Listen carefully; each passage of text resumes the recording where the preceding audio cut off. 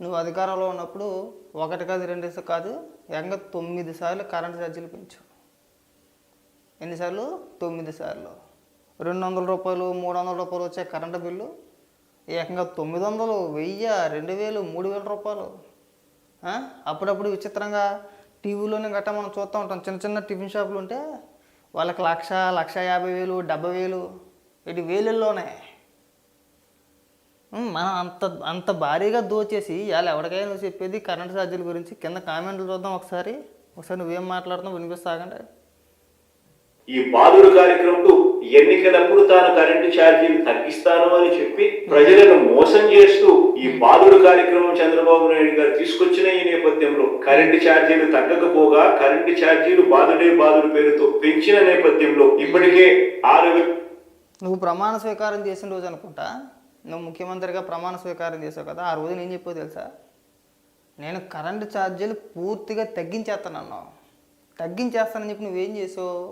గత హయాంలో అంటే గత ప్రభుత్వ హయాంలో అంటే 2014 నుంచి 2019 వరకు చంద్రబాబు నాయుడు గారి ప్రభుత్వ హయాంలో చేసుకున్న పవర్ పర్చేస్ అగ్రిమెంట్లు. అంటే చంద్రబాబు నాయుడు గారు అప్పట్లో 25 సంవత్సరాలకి అగ్రిమెంట్లు చేసుకుంటే నువ్వు వచ్చిన తర్వాత ఏం చెప్పావు? లేదు నాకు యూనిట్ అతి తక్కువ ధరకు దొరికేస్తుంది, ఇంత రేటు పెట్టాల్సిన అవసరం లేదు, నేను ఈ పవర్ పర్చేస్ అగ్రిమెంట్లు అన్నింటినీ కూడా నేను రద్దు చేసేస్తున్నానని చెప్పేసి అన్నాను. ఒక పక్క చంద్రబాబు నాయుడు గారు చెప్పారు, ఒక పక్క ఆర్థిక నిపుణులు చెప్పారు, మేధావులు చెప్పారు, కేంద్ర ప్రభుత్వం కూడా చెప్పింది. నువ్వు పిచ్చ నిర్ణయాలు తీసుకో మాకు, తర్వాత ఆ భారం మీపైనే పడుతుంది, మీరు భరించలేరు. కొన్ని సందర్భాల్లో భారీగా అంటే యూనిట్కి ఎక్కువ ధర చెల్లించి కొనాల్సిన పరిస్థితి కూడా రావచ్చు, తొందరపడొద్దు, ఆవేశపడొద్దు అని చెప్పేసి అని కేంద్ర ప్రభుత్వం చెప్పింది మనకి. ఆ రోజున మనం విన్నామా? వినలా. ఎవరు చెప్పినా నేను వినండి, ఖచ్చితంగా రద్దు చేయాల్సిందే, నాకు 2.5 రూపాయలు దొరికేస్తుంది ఇక్కడ కరెంటు, నాకు ఆల్రెడీ ఆఫర్ ఉంది, ఆ ఒప్పందంగానే అయిపోతే నాకు 1,750 కోట్ల రూపాయలు నాకు లంచం వచ్చేద్ది, అదనంగా కమిషను, కాబట్టి ఎట్టి పరిస్థితుల్లోనైనా సరే వీటిని రద్దు చేసేయాలి అన్నావు. అలాగే రద్దు చేసేసాడు. రద్దు చేసేసి ఆదానితో ఒప్పందం కుదుర్చుకున్నాడు. ఎంతకి? ₹2.49. గుజరాత్ ప్రభుత్వం ఎంత కొన్నది? ₹1.99. నువ్వెంత కొన్నావు? ₹2.49. ఎంత బొక్క? 50 పైసలు. అది ప్లస్ నీ కమిషను.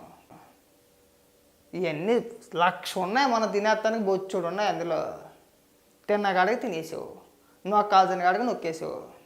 ఇవాళ నీ పైన ఎవరు పెట్టారు కేసులు? ఈ భాగవతం బయట పెట్టింది ఎవరు? ఏపీ పోలీసులా? కాదు. చంద్రబాబు నాయుడు గారు ఆరోపించారా? కాదు. లేదంటే రాజకీయ పార్టీలు కానీ ఎవరు మాట్లాడలేదు కదా. ఎవరు మాట్లాడారు? ఎవరు బయట పెట్టారు?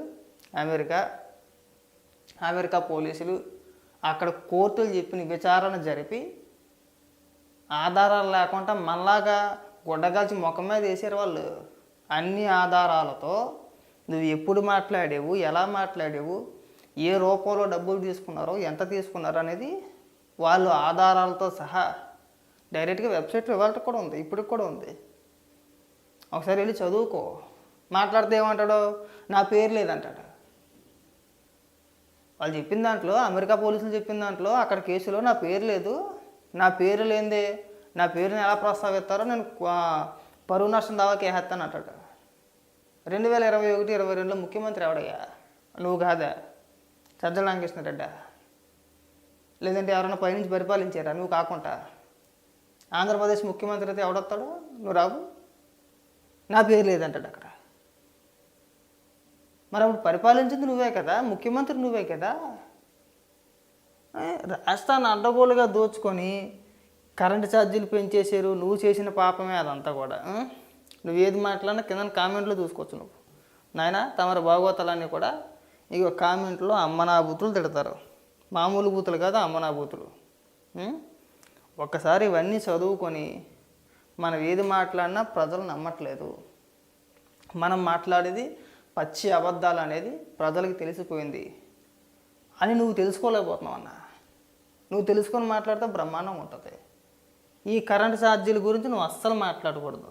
నేను మళ్ళీ చెప్తున్నా, జగన్మోహన్ రెడ్డి నువ్వు దేని గురించి మాట్లాడినా ఎలా మాట్లాడినా పర్వాలేదేమో కానీ ముఖ్యంగా ఈ కరెంటు ఛార్జీలకు సంబంధించి నువ్వు అస్సలు మాట్లాడద్దు. ఏమైంది? ఇగో కరెంటు ఛార్జీల గురించి పెంచిన కరెంటు ఛార్జీలు తగ్గించారో ఈ నెల 27న ర్యాలీ. దానికంటే ముందు నువ్వు 9 సార్లు ఎందుకు పెంచావు, పెంచడానికి గల కారణాలు ఏంటి? అనేక సందర్భాలు మీ సజ్జల రామకృష్ణారెడ్డి ఏం చెప్పాడు చెప్పనా? కరెంటు కొన్ని పరిస్థితుల్లో 1 యూనిట్ 18 నుంచి 20 రూపాయలకు పెట్టి కొనాల్సిన పరిస్థితి, అందుకే కరెంటు ఛార్జీలు పెరిగినాయి అని చెప్పేసి చెప్పాడు. ఎంత? యూనిట్కి 18 రూపాయలు. 18 నుంచి 20 రూపాయల వరకు పెట్టుకున్నాం మేము.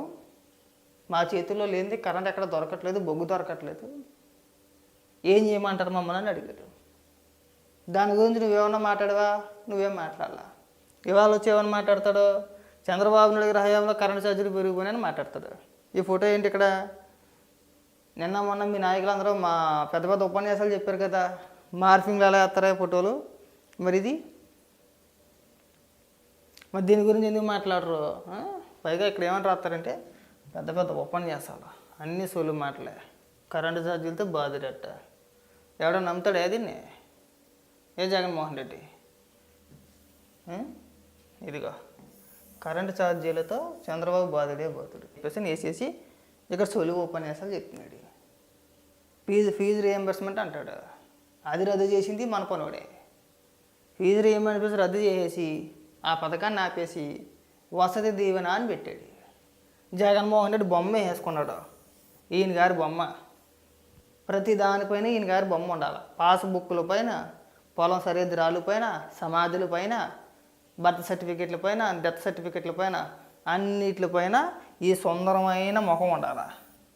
ఆ బొమ్మ వేసుకునే తాపత్రయంలో ఫీజు రీయింబర్స్మెంట్ ఆపేసాడు. ఆపేసి ఇక్కడికి వచ్చి సొల్లు ఉపన్యాసాలు చెప్తున్నాడు. బకాయిలు పడిపోయి, బకాయిలు పెట్టిందే నువ్వు కదా, నువ్వు ఇచ్చావా? ఈ